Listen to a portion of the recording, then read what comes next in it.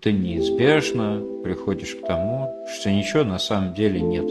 До этого не дожил. Что мы, воюем или просто делим что-то? Тут я даже не могла зареветь, потому что у меня внутри был какой-то комок. У нас было бомбоубежище, но теперь сейчас этого ничего нет. Собирайте стариков, детей, уводите в безопасные места. А где у нас безопасные места? Я когда иду на работу, я иду и смотрю, куда бы, если что, в закоулок забежать. Что делать в этой ситуации? Молиться, наверное. Слышали что-нибудь Острый угол. Тот самый, по которому ударяется каждый русский во тьме. про последние события в Перми, которые происходили? Да, конечно. Ага. Как не слышать. Знаете.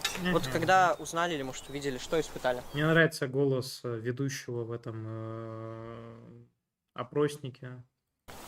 Ну, вообще труханули немножко. Что можно испытать Это труханули, да? Труханули. в такой момент? Ну, то есть Блин, у тревога. русских в их языке есть буквально слово, которое означает глагол «измазать говном трусы». Труханули. Да, какая-то? Конечно, Конечно. поневоле. Такую сложную объемную мысль описать одним словом. Типа бабка взяла и, как в анекдоте Жириновского, обосрала, испачкалась рейтузами. Или как-то тревога появилась, да. Тревога и недовольство, потому что говорят, собирайте стариков, детей, уводите в безопасные места. А где у нас безопасные места? У нас ни одного бомбоубежища нет, ничего, подвалы все закрыты. Где эти места безопасные? Нет у нас. Зачем говорить нам, если их нет? А обращение Махонина слышали по этому поводу? Я не Я не слышала. слышала. Угу. Сижу в РФ и нету, блять. Сижу в РФ и нет у меня, блять. Да, чувак, его нету. Ты пользуешься VPN, прокси. Пытаешься искать средства обхода. Некого? Махонина, губернатора. Махонина, я не слышала его. Угу. Ну, а в принципе, как бы, какую-то информацию вы получили по поводу безопасности или не очень? Ну, вот Бабка даже не знает, кто над ней правит, кто главный. Такие смс-ки приходят, что Нет, по пилотная мы не можем Тогда клан Рамиля позитивного инвалида, это какой клан? Алиевых?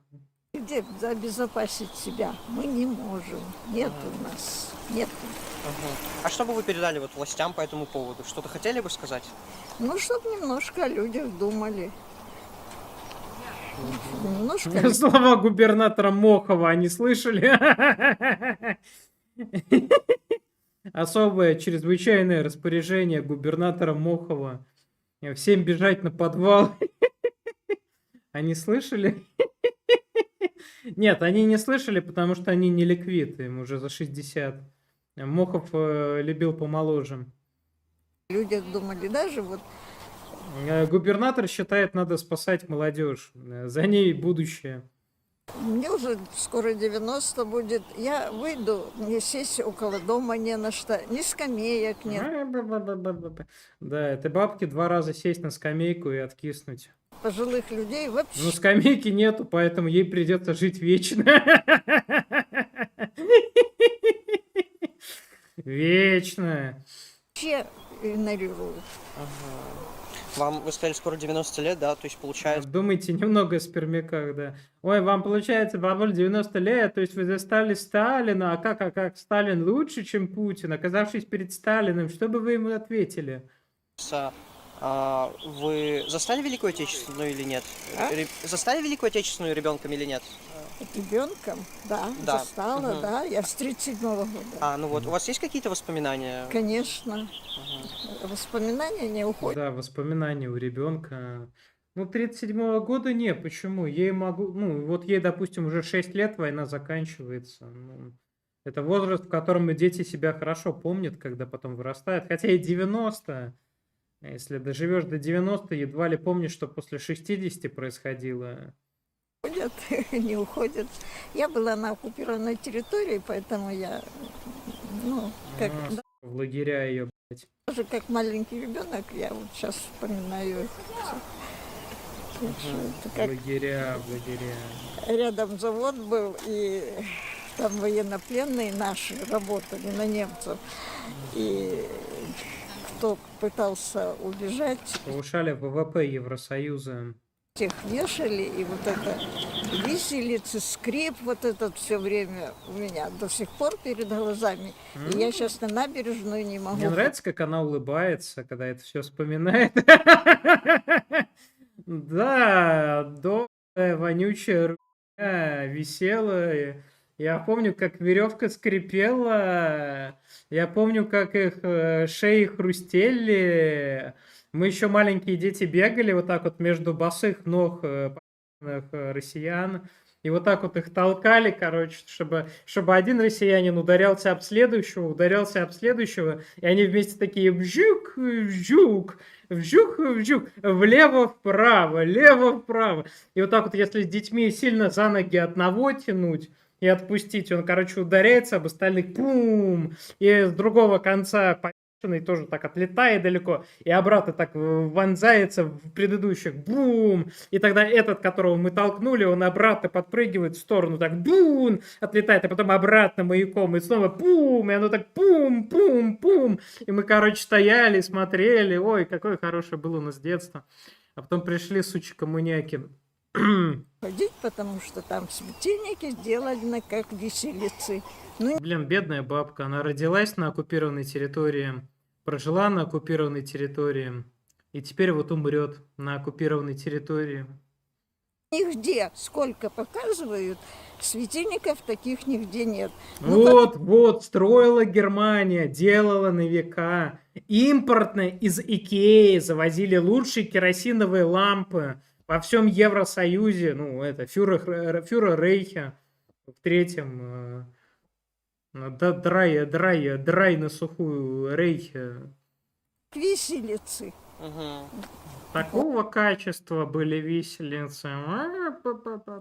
У меня такая ассоциация осталась после войны. Ужас. Вот. А, Ужас. Она рухлит.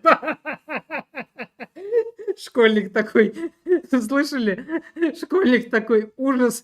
И она начинает рофлить. Полите эту хуйню. Я не придумываю. Осталась после войны.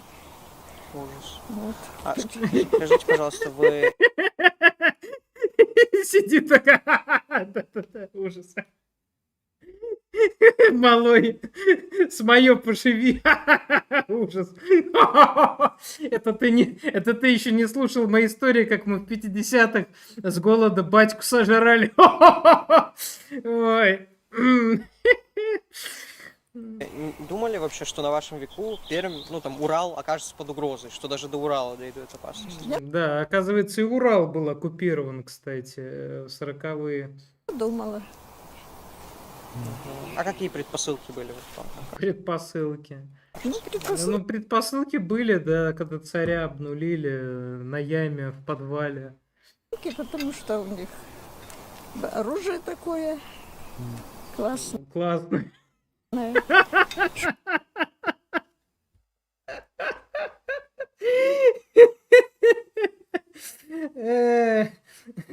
Чё, как хаклы разъебали?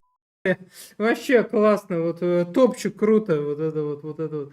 Могет ребята вот могут по красоте. Разъебали. Нефтяной завод вот так вот, бля, просто взорвали.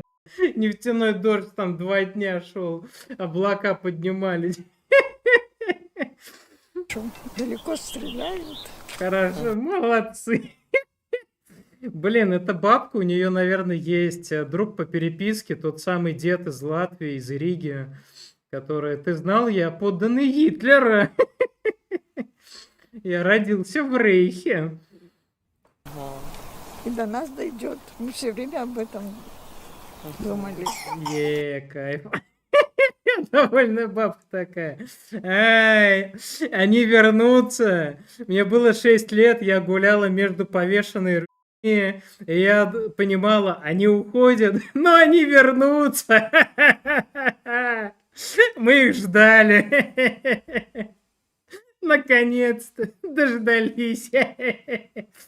Да, однажды они вернутся, на них будет другая униформа, и у них будут не тигры, у них будут абрамсы, они будут белые. Вот, и знаете, это будет другая страна с другим названием и под другим флагом, но мы-то, старики, будем знать, что это то самое государство и та самая идея. Тогда к вам обеим вопрос. Как вы считаете, что нужно Ребенок петушком захлебнулся. Слушайте откровения от бабушки. делать сейчас в этой ситуации? Трудной? Это сложно. Я считаю, спасение утопающих – дело рук самих Да, утопающих. да. Ну, что делать? Да, согласен. В этой ситуации. Как говорится, как говорят у нас в России, топнущего да подтолкни. Молиться, наверное. Бог правит миром ведь. Да, молиться сварогу, Наверное, надо больше молиться всем Гитлеру Богу. людям. По воскресеньям в храмы ходить. Я, кажется, на заднем плане слышу какого-то кузнеца, какого-то ребенка с чухоткой. Конечно, Пермь вообще не радует в 26-м году. Понимаете, чтобы он, как говорится, защитил наше Отечество и сохранил ребятам жизнь. Ведь власть не в президенте, не в ком-то, но миром ведь Бог правит. Да, не впутанные. Ты меня тут не Вот путай. геополитикой, с Моя кем надо мама заниматься, говорила, с Богом. если бы был Бог, он бы этого не допустил.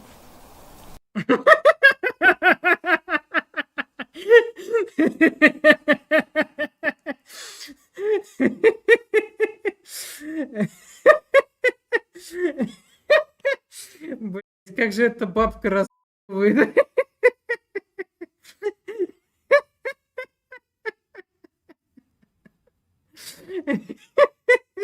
У них еще такая композиция кадра очень удачная. Типа одна бабуля в белом, и она за Путина, там, за Россию. И на нее солнечный свет так падает. Она скромно сидит, собрав ножки, ручки вот так вот вместе. Подальше просто на край отодвинувшись от этой бабки, эсэсовки. Сидит во всем черном, такая: вы будете все гореть, гореть заживо. Ваши глаза потекут из ваших щелей. А я буду смотреть и жрать запеченную свинину на шаббат. Блин. Не, они реально хорошая компания, такие друзья. Вот у нее Лунарная и солярная бабки, да. Лунарная та, что справа, а подсолярная та, которая слева. у нее было такое восприятие, потому что мы оказались на территории оккупированной немцами. У нее 4 детей. Она такая культурная женщина, в гимназии училась, такая маленькая, худенькая. И вот с 4 детьми под немцами быть, это страшно. И она говорила, Страшно, приятно. что если бы был Бог, он этого не дал. Вторая бабка такая сидит. Ой, что за ужасы вы такие говорите? Как бельчонок. Допустил. У каждого свои понятия и свои принципы в жизни. Ну, я живу как бы угол.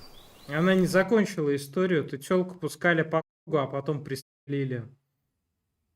Русские освободители. Ну, детей силовали штыками, как и положено, по войсковому уставу. По форме. Куфонина и угол Паркова. В четырежном доме на 10 этаже. И сын звонит. И Ему, кстати, 30 лет, если кто не заметил. Той бабке 90, а это русский мужчина, ему 30 лет. папа, посмотри там у тебя. Что, блядь, скабр, посмотри, ты мне указывать будешь? Куда посмотреть? И сын звонит. И папа, посмотри А, там папа, посмотри, окей, да. у тебя. Что-то разбомбили. А Мгм. что именно? Ну, никто ничего не знает. Я посмотрел, да, и 3 дня такие клубы. Да, 3 дня, наверное, по-моему, если не больше. Вы знаете, Так смотри, моя прабабка говорила... не внутри. Не ты внутри, не она внутри. Так в натуре моя прабабка говорила, что при немцах круто было. Пришли, скот не забирали, даже кормили, даже не заметили смену режима. Чувак, даже у меня такая история была, потому что, собственно, у меня один из двоюродных дедов, который, собственно, застал оккупацию, был ребенком. Ему, собственно, немцы на оккупации гильзы давал стреляные, чтобы он игрался. мне 82 года. И, по-моему, он какую-то историю рассказывал. Единственное, что у него показания, ну, типа, менялись. Поэтому я не уверен за достоверность. Он, типа, рассказывал, что, типа, по деревне бегали немцы и кричали русским прятаться по домам, потому что была бомбардировка. Типа, это когда уже освобождение было, там, типа, русские сбрасывали, собственно, вот этими лентами как раз-таки заряды. Вот. Но я не уверен в этой истории, потому что он рассказывал еще 2 другие противоречивые. И это не бьется, потому что он там чуть ли не 39-го года рождения. Ну, то есть ему совсем мало лет было. То есть, типа, в 41-м, когда оккупация началась, он был именно что бейбиком, младенцем. То есть, когда ему гильзу давали. А когда освобождение было, ну, типа, в 43-м, ну, короче, я думаю, это пересказы и додумки. Это просто гонево с его стороны. Там ненадежный рассказчик, скорее всего.